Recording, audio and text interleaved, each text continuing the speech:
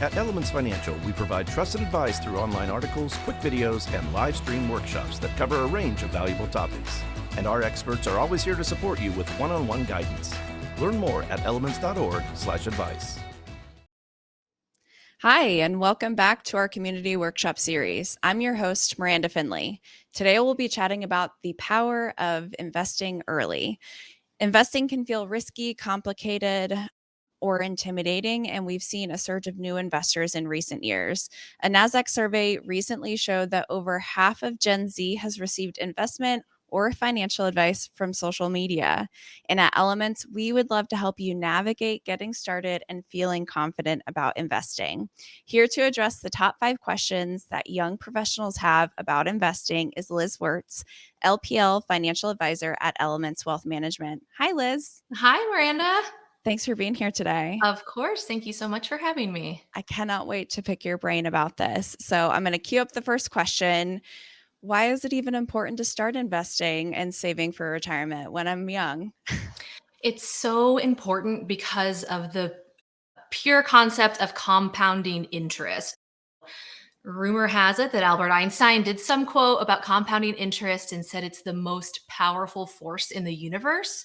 Essentially, it just means that you're going to earn interest on interest you've already earned. So the earlier you start, the longer you have your money in the market to start gathering that interest, and it can really accumulate kind of in that snowball effect. As you can see here, we'll put up a little graphic. I have an example. So let's pretend you are 25 years old, you just got your first full-time job, and you're going to open a Roth IRA. So each year you can fund it with the maximum contribution of $6,500. Let's say you do that maximum contribution for every single year until you retire at age 65. So over those 40 years as an investor, you yourself put in $260,000 of your own money. If we assume a 6% rate of return, your money over those 40 years before you retire will actually grow 310%, giving you an account balance of just over $1 million by the time you retire. On the flip side, if you wait to start that Roth IRA or start investing for your retirement when you're 45, you'll only have 20 years to kind of capitalize on the compounding interest. So in those 25 years, same example, you'll put in $6,500 a year, meaning your total contribution will be around $130,000. And then by the time you retire 20 years later at age 65, assuming that same average rate of return of 6%, your account has only grown 95%, which will give you an ending balance of around $250,000. So the longer that you have before you need those funds for something like retirement, the more opportunity you have to really grow and put that money to work. Absolutely. It's about that time in the market, right? Is that what I always hear? Absolutely. Your time horizon is very important in kind of coming up with your investment strategy. I love that. No, that's a really clear example about why it's important to kind of get in early, even if it doesn't feel like super attainable, or even if retirement feels a very long way away. I like having those concrete numbers to know that even if it doesn't feel like I'm moving the needle very much now, that it actually is working for me and it's time proven. Exactly. A lot of people always assume, like, right when you get your first job, I'm in my early 20s. I don't need to save for retirement. Like, that's not fun. But from those graphs and those examples, you can see that time really is a huge benefit when you start investing early. So put your money to work, and I promise you will not regret it by the time you retire. Absolutely. And so what about the difference between like investing and keeping money in a savings account?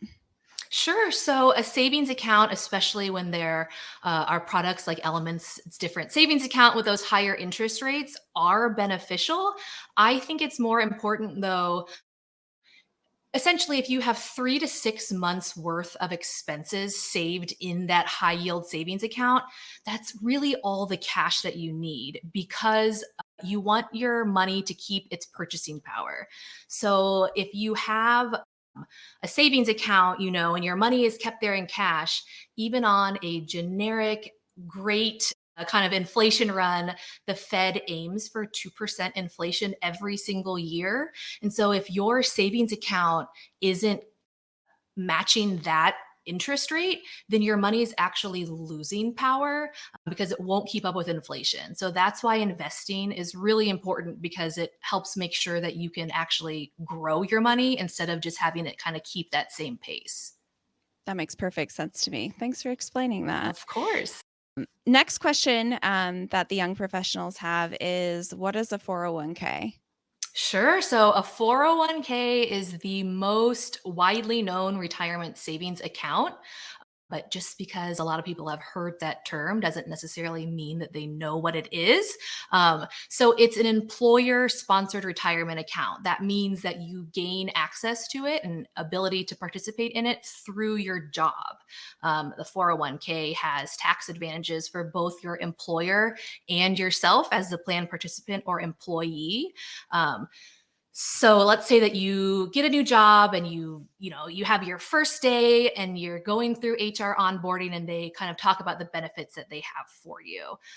As a plan participant, if you decide to utilize your 401k that your employer offers to you, what you'll do is you'll elect a defined contribution amount. So let's say it's a percentage of your pre-tax earnings, and that will go straight into that 401k account. So let's say you want to contribute 5% of your salary. Before any taxes or anything has been paid, that will come out of your gross earnings into that 401k account, and then will be invested in whatever investments you choose with that account. What's really, really important with 401ks is that often employers will offer what's called a match. It's just an added incentive to try and get their employees to consider saving for their retirement.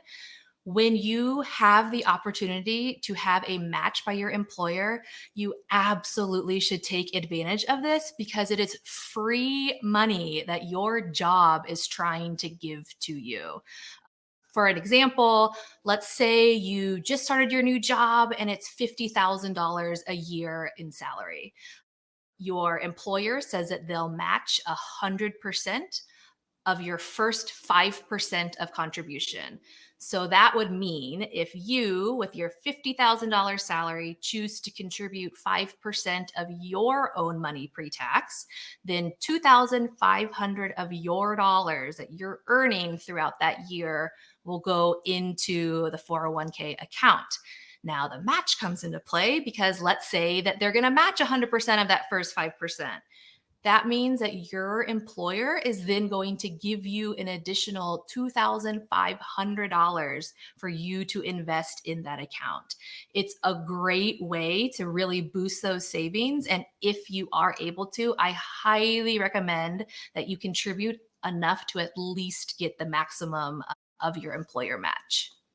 Absolutely. Don't leave that money on the table. I think that's great advice. Exactly. But what if someone's employer doesn't offer a retirement plan?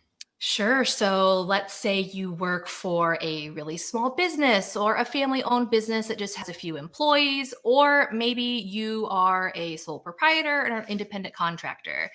You might not have access to that 401k or employer sponsored account, but there are still ways that you yourself can contribute and start saving for your retirement. The most common examples for that would be like a traditional IRA or a Roth IRA. Like we mentioned in the example before, each of those has a maximum annual contribution of $6,500. But it's a great way to get your money in the market. You can still get some of those tax advantages that are beneficial to you as the investor. On the other hand, if you're like really, set in your business and you're having really great years and your profit's awesome, and you want to be able to contribute more than that $6,500 each year, you can open different IRAs. There's one called a SEP IRA or a simple IRA, and those are a way for either sole proprietors or small businesses to be able to boost their retirement contributions. But in those situations, it's really beneficial if you could talk to a financial advisor or a financial planner to kind of make sure that you're doing the best product that fits your specific situation. Excellent. So what I'm hearing is that there's still several ways that you can get into the market and you can start investing even if it's not provided by your employer. Absolutely. And if anything, it's almost more important if that's kind of the situation of work that you're in, because it's not as easy or convenient as just simply checking a box on your enrollment forms with HR for that money to go in there automatically. You do have to think about it and do those extra steps. But again, it's so important to not give up those years of your money being in the market to really take advantage of all of that compounding interest. Excellent. So, what if a young professional says, I check that box on my enrollment form, I'm already contributing to my 401k, getting my match? What else should they be doing to set them up for financial success? Sure. So if you are, you already have your 3 to 6 months worth of emergency savings in cash, and you're already contributing to that 401k, there's kind of two things that you can think about. First, I would recommend that if you have any kind of short term project, that would mean something that you want to do within the next 2 years that you'd like to fund at least with some cash.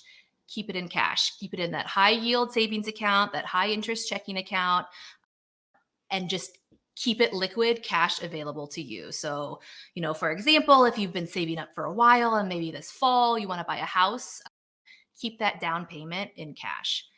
But if you're kind of realizing after all of these other buckets have been checked and you still have some discretionary funds left over after the end of the month or the end of the quarter or whatever, opening a Roth IRA is something I highly recommend to all of the young professionals that I've been consulting with. It's just a really nice way to kind of pad your retirement savings for the future and offers a little bit different tax perks and tax advantages than the 401k would. So it's nice to kind of make sure you have both buckets filled up, if you will. Right, absolutely. And if they are looking to invest additionally, what would you say they should be investing in? Sure. So it totally depends on what platform you're using. For example, at Elements, we use the broker dealer LPL Financial. Each broker dealer is going to kind of have some funds and opportunities that are available to everybody, but then also some more specific LPL financial products. Same as if you were to invest with Schwab or Raymond James or kind of any of those other broker dealers you've heard of. To me, one of the most important things to look into is the funds expense ratio. These are kind of like those hidden fees that are netted out of your return. Some companies charge a very high expense ratio to manage those funds. Some have a very low expense ratio. It's important to kind of make sure you're looking at the whole big picture. But I guess before you even come up with what funds you want to get into, it's really, really important to come up with your investment objective. And you can do that. There's quizzes you can take online if you don't want to meet with an advisor, or you could set up an appointment to meet with an advisor to kind of go over the basics of what your goal is for this money, how long you have for the money to be in the market, what level of risk you're comfortable with. And so all of those things will kind of help guide what portfolio will end up looking like. So your asset allocation will have to do with how many equities you have versus fixed income or other alternative investments.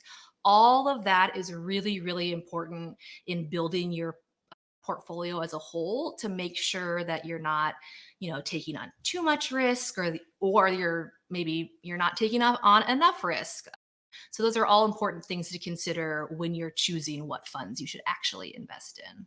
Absolutely. Well, it sounds like there's a lot of options out there. I think that finding someone who is in it every single day, who is paying attention to the market, who knows what products are available, and can really help someone decide what might suit them individually is really important. And finding an advisor and someone that is willing to partner with you exactly where you are to help make sure that you're feeling comfortable and confident. I think that can be really hard to find, but that's why we love Liz. I truly feel like Liz wants to empower her clients and make sure that they understand as much as they want to. So there may be people, and I'm sure you can attest to this, Liz, that say, "You're the expert. Here's my money. You tell me what I should do with it." And then there are people like me who have 500 questions and want to understand more about where their money is going, how it's going to benefit them, whether it's going to help them achieve the goals of retirement or the type of life they want to lead in retirement. And so I like that. I feel like the information I've gotten back from my clients that we've mutually worked with is that you really try to partner with the person and where they're at to make sure that they understand everything that they want to understand and that they're empowered and comfortable. So if people want to work with you, Liz, how can they do that? Sure. So the easiest way to get a hold of me is just to go to my website. So if you go to elements.org/lwertz, L Wertz, WERTZ is my last name. You can find my contact information there and schedule your free consultation if you're interested. So in that consultation, you can help review goals, steer them in the direction like what you were talking about, review their current portfolio and what they might be investing in right now. Is that right? Absolutely. So most commonly with my young professional clients, what we'll do is we'll kind of assess where they are now and take into consideration what their salary is, what their expenses are. I'll help them go over, your 401k plan if your company does offer one, and can help you know what funds would maybe make sense for you. Similarly, if your company doesn't offer that for you and you want to get set up with some retirement savings, we could go over IRA options. I think you kind of said it exactly. We totally have clients who are like, look, I'm hiring you because I don't care and I don't have the time, and I want you to take care of it. And that's great. And we are happy to do that. On the other hand, I do think it's really important for, even if you work with an advisor, to really take the time and ask the questions so you yourself understand, at least on the most basic level, what is happening, because it'll really make sure that you have that personal interest yourself. It's your money. And so I'm very, very passionate about breaking down all of the complexities that investing or financial planning can have, and making it much more digestible, because it's hard to talk about money and it's It an is. overwhelming topic. And then you throw in investing and you have that anxiety of, is it too risky? It's like gambling. I don't want to lose this money that I've Mhm. worked so hard to earn. But that's exactly when, sitting down with somebody like me can be very helpful to lay everything out for you to understand it and really feel comfortable, and know that you're making the right decisions and you're optimizing your situation in any way you can. I love that. So let Liz help optimize your situation. Thank you so much for sharing with us those and addressing those top 5 questions that young professionals have with investing. If you're interested in working with Liz, please go to our website, as she mentioned. And thank you so much for joining us today. You are welcome.